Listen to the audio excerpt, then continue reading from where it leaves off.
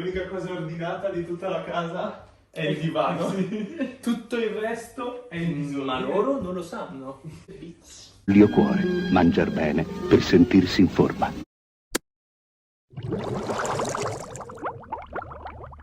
Ciao a tutti ragazzi e bentornati su Darifest.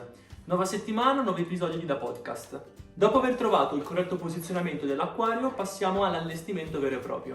Il punto centrale sul quale vogliamo soffermarci oggi è avere una filtrazione biologica efficace. Il filtro biologico infatti consiste nell'azione dei batteri sulla qualità dell'acqua. Giornalmente introduciamo dei prodotti o il cibo all'interno della nostra vasca che dovranno in qualche modo essere assimilati o rimossi dal nostro sistema. Qui entra in gioco il filtro biologico, che tramite ad esempio il ciclo dell'azoto è responsabile della rimozione di alcune sostanze. Una concentrazione di un qualsiasi elemento o sostanza che si discosta troppo da un range di valori accettabili potrebbe avere effetti negativi sul nostro sistema. Il filtro biologico ci aiuta infatti a evitare accumuli di sostanze potenzialmente tossiche, quali fosforo o azoto, presenti in vasche in alcune delle loro forme. I più conosciuti sono indubbiamente l'ammoniaca, i nitriti, i nitrati e i fosfati, dato che sono gli unici che sono misurabili in casa con i comuni test colorimetrici. Per ricreare il ciclo dell'azoto completo abbiamo bisogno di batteri aerobici e anaerobici, ossia batteri che vivono in presenza o in assenza di ossigeno. Per questo motivo dunque dobbiamo offrire le giuste condizioni a tutti questi tipi di batteri.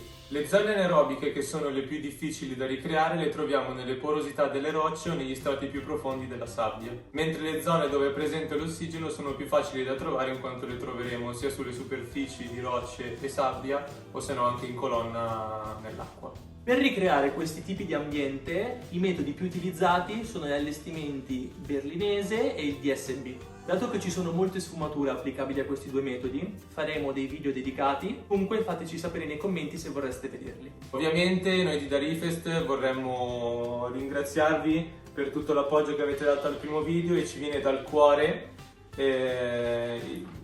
ringraziarvi profondamente e originalmente per il vostro supporto. Vi ricordiamo di seguire le pagine Facebook, Instagram e YouTube di Arato e di Darifest. Io sono Riccardo. Io sono Luca E questo era Da Podcast.